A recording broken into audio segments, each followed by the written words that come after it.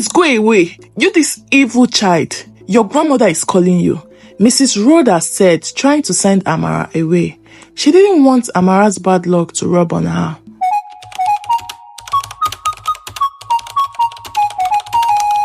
Once upon a time, in the small town of Nkwo, Amara was a very young lady who grew up with her grandmother. Her birth came with complications. She wasn't delivered in the 9th month. She was given extra 2 months. Her mother suffered for almost 3 days in labor. Her mother died the same Saturday after she was delivered, and her father died a mysterious death 3 days after she was born. With all the events that surrounded her birth, the villagers suspiciously deemed her unlucky and tagged her as an evil child. Amara was born under the clouded sky, greatly gifted but grossly rejected. Scorned from childhood, she grew up in the shadows. Her presence among her peers was hardly acknowledged. No family welcomed her into their homes, and no child was allowed to associate with her. She lived a very lonely life under the care of her grandmother. Things weren't easy for Amara as everyone avoided her so her bad luck wouldn't rub on them. Twice in her lifetime, before she turned 18, she became deadly ill, but no one among the villagers sympathized with her nor visited her. No one knew the name of her illness or the cure.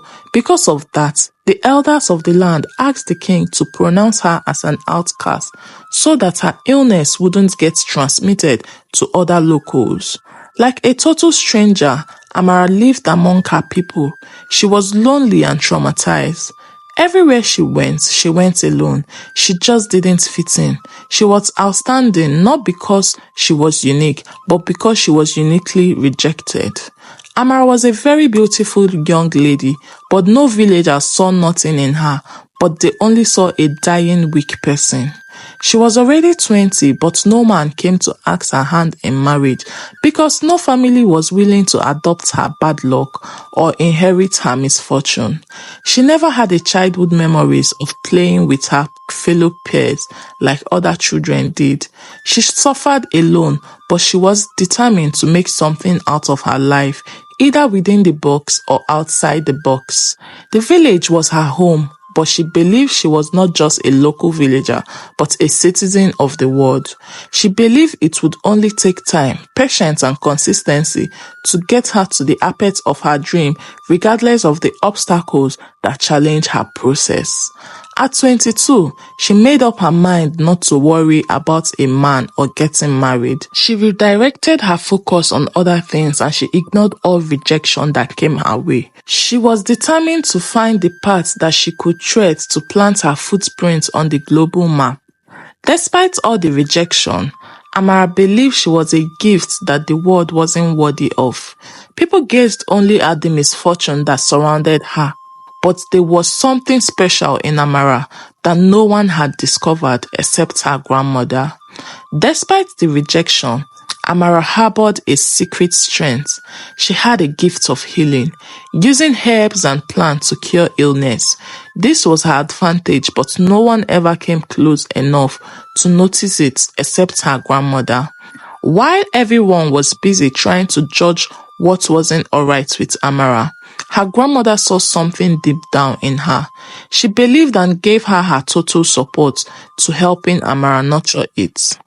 All the few times in the past that Amara fell ill with a disease that had no name or cure, it was Amara herself who discovered the cure for her sickness after several attempts of mixing a variety of herbs to see if they could produce the desired results, and she got it eventually. Amara was gifted with what the world needed, but no one saw it coming from her little corner. Although belittled, Amara had been the one helping her grandmother tackle all the old age illness and other complications. Amara naturally believed in herself, even though she had not fully discovered her strength. She believed she was going to be a blessing to the world, but she didn't know what exactly was her area of advantage and strength. She didn't know what was her skill and she didn't know that her skill with herbs were a special gift. She thought it was a normal thing. She was doing it for pleasure and was enjoying the adventures until her grandmother discovered it and pointed it to her that not everyone has this special gift of hers. She will only do herself and the world a favor if she nurtures and develops it well. Her grandmother, who was the only one who believed in her, started helping her by showing her some ancient ways of medicine. One day, Wachuku, the son of a widow, was trying to become a hunter like his late father. He went to the bush and came back with a fever that made him unable to walk or talk, and he was coughing blood. News had it that the illness was a slap he received in the bush from an angry evil spirit. History had it that those spirits were invisible watchers of the forest borders. They were invoked many years ago by the ancestors of Nkwo village to guard the frontiers of the village against the foreigners or spiritual agents. Those were the spirits that slapped Wachuku for disobeying the forest policy. The sickness was a rare one. It has only occurred once years ago to a hunter who died 7 days because there was no cure found to help him. Wachuku's mother had already started counting the days that were left for her son to graduate from earth and unite with his ancestors. Amara overheard her grandmother discussing, and in their discussion, they described the illness and how deadly it was. When Amara heard about the sickness, it was like a voice in her heart whispered to her the cure. She stood up and set out to the bush. A few hours later, Amara came back from the bush with varieties of herbs, with which she made a paste and a syrup and gave her grandmother a prescription of how Wachuku should use it. After Wachuku's mother was given the herbs, she didn't make use of them because she didn't trust the source from which it came. She left it for over 2 days until when the illness became severe. Then she remembered the herb she had despised. At that point, she was not sure her son was going to live anymore, so she was ready to do anything to save the life of her son.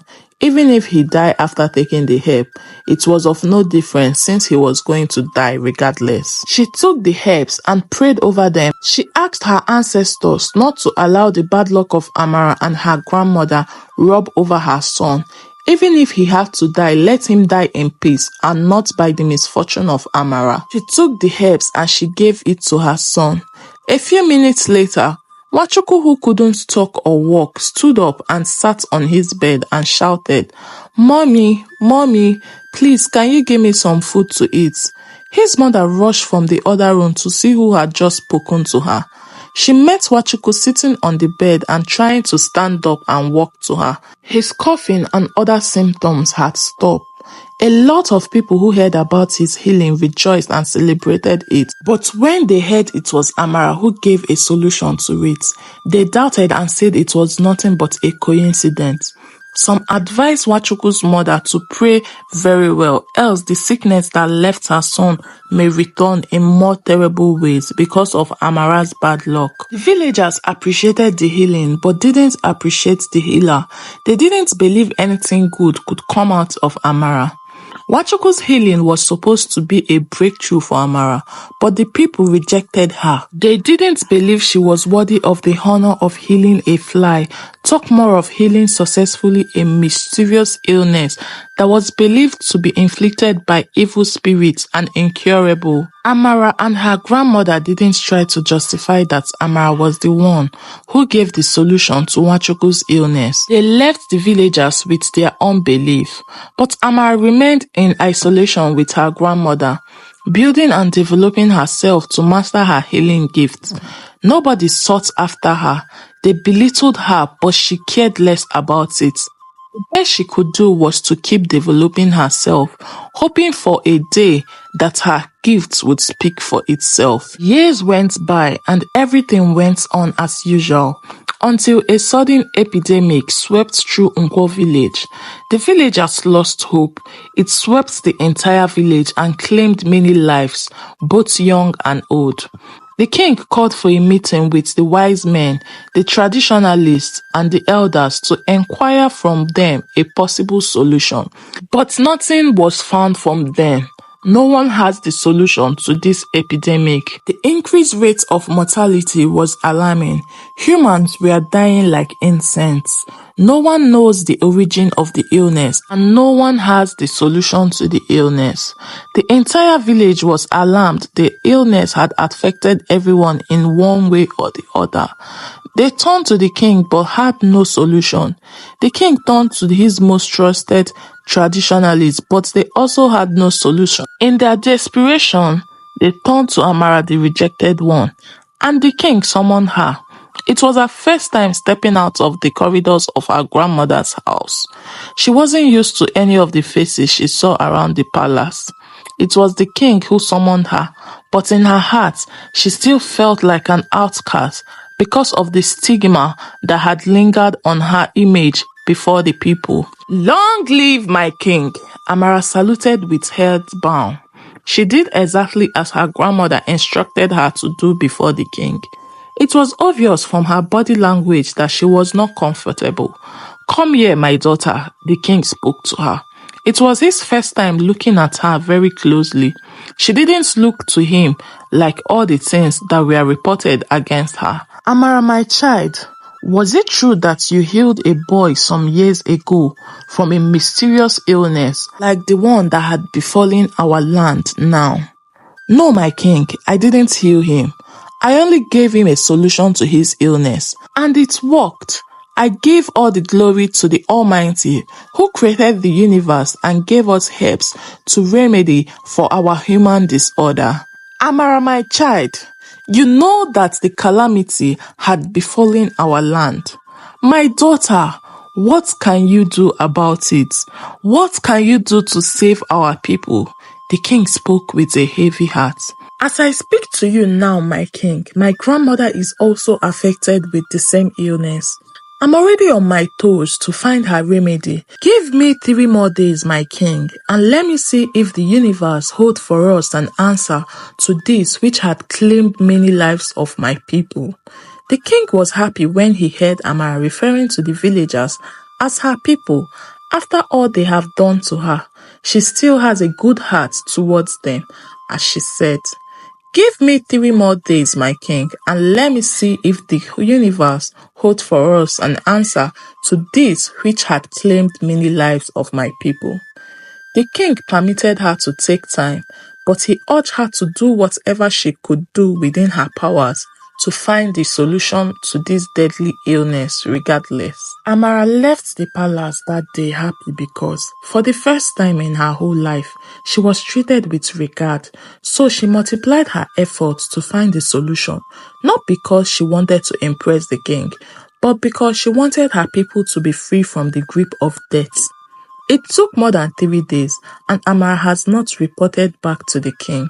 She was busy trying to decode the right combination of herbs that would cure the disease permanently. She worked tirelessly, using her grandmother as a specimen.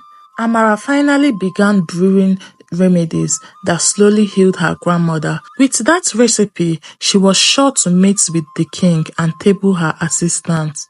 The disease was spreading very well and people were dying consistently. Because of how deadly the disease was, every victim was isolated to stop them from transmitting it to other persons. Unfortunately, the king also became affected, and he was gradually dying, and he was left in isolation.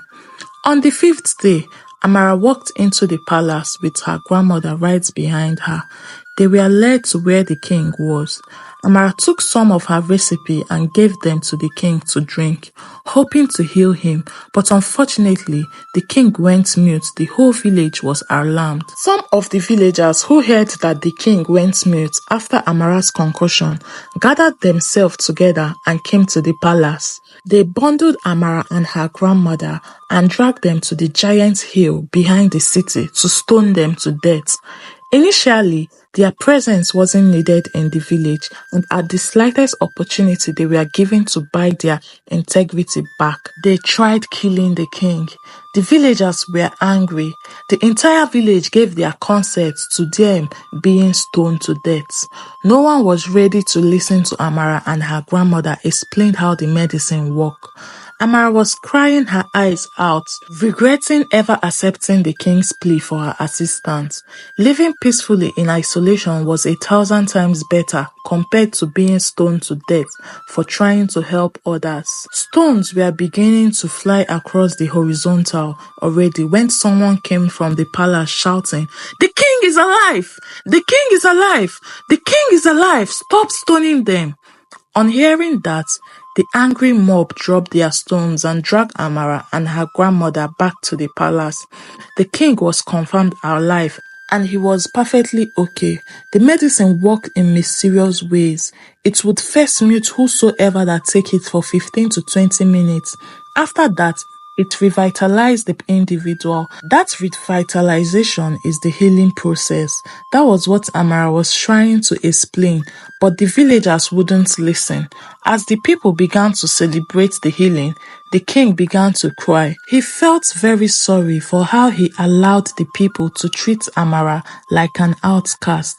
It was then he realized that Amara was just some implicated innocent soul whose birth was clouded with misfortune that made the world turn against her. He was ready to change the narrative. If not for Amara, the king would have lost his life. The one they rejected became the one holding the key to their freedom. The news went round. Amara restored the king's life from the mysterious disease. All the people who had doubted Amara's gifts suddenly joined to celebrate her. They had no reason to doubt her any further. She had proven beyond doubt that she was the one sent by the gods to heal them. As they were celebrating, Amara was busy crying. They thought she was crying tears of joy, but deep down within her, she was crying because of the brutality she would have suffered at the hands of her people. She would have lost her life for trying to save the king. She cried about how no one ever saw the good in her regardless of whatever she did. She began to lament. What did I do to deserve this evil treatment from these people? What is my fault that my parents died after my birth? Why is everyone specific about disliking me? Why am I even still in this village when I should have left for some place where my gifts would be treated with respect? Amara was still wondering with tears in her eyes about how brutal her people were towards her. Her grandmother put her hand over her shoulder, trying to calm her down, but Amara just couldn't hold back her tears. Because of the deep pain of the disappointment she had suffered. The painful part was how she was dragged to the outskirts of the city to be stoned to death. Amara changed her mind. She wasn't going to give out the secret remedy to heal the illness anymore. Let the people die with their wicked hearts, she said to herself. The people were still jumping, shouting and celebrating, since the recipe of Amara was able to restore the king. They were sure that the solution to the mysterious disease has been found, and pretty soon, they all would benefit from it. They were too quick to forget what they did and how they treated Amara and her grandmother in the past. But Amara did not forget. She was supposed to be happy, but her joy wasn't complete because of the memories of how she had suffered in the hand of her people. The crowd kept increasing as the news of what happened kept spreading. Soon, the palace became crowded with happy villagers. The king was trying to calm the happy crowd, but the celebration would not let them listen. Some of the people began to celebrate Amara, calling her beautiful names, praising her, cheering and hyping her. Long live Amara, the healer of our time, the seed of her parents, the delight of her ancestors, the pride of the people of Nkwo Kingdom. It was a great celebration, but none of it moved Amara. The memory of the pain of rejection she had suffered in the past was greater compared to the joy of that moment. Amara turned and whispered some words to the ears of her grandmother. Mama, let's leave this place. These people are not worthy of my help. Amara said with tears in her eyes. Her grandmother was shocked. She couldn't believe Amara said that. She knows Amara to have a soft and cheerful heart. For Amara to have said that, she knew Amara was deeply hurt. Grandma was trying to argue with Amara to make her see reasons to stay, at least, to see the end of what she had started. But Amara was insisting on going. Amara and her grandmother were still contesting about walking away or staying to complete what they had begun. Suddenly, everywhere scattered. The celebration died down as fear gripped the hearts of the people. Two people from among the happy crowd slumped to the ground and lay as they were dead. On seeing those men on the floor, Amara was moved with emotions. Amara was moved most, especially by how vulnerable the king was, looking up to her for solution. Although she felt they were not worthy of her gift, she just couldn't abandon her people. And without seeking any permission, Amara swayed into action. Starting from two men on the ground, Amara went around the village giving medicine to all who were suffering from the disease. Amara couldn't have gone around the village alone. She needed extra hand. With the support of her grandmother and a few other crew from the king palace, Amara fulfilled the duty of saving the lives of her people. After she was done treating all those who had the illness, she went around the village giving vaccine to all those who were not affected by the disease to fortify them for any further attack by the disease. When Amara and her team were done, it didn't take more than 48 hours for the entire village to be ventilated from the grip of that deadly, mysterious disease. As the village recovered, so did the perception of Amara. The once rejected girl became the beacon of hope. Her kindness and skill won their hearts, and she was no longer an outcast but a cherished healer. It was a great celebration all over the land. They praised the gods of their ancestors for giving them a great healer in such a time as that. The entire village rejoiced over the victory. They couldn't deny that it was a great battle won by the hands of one woman.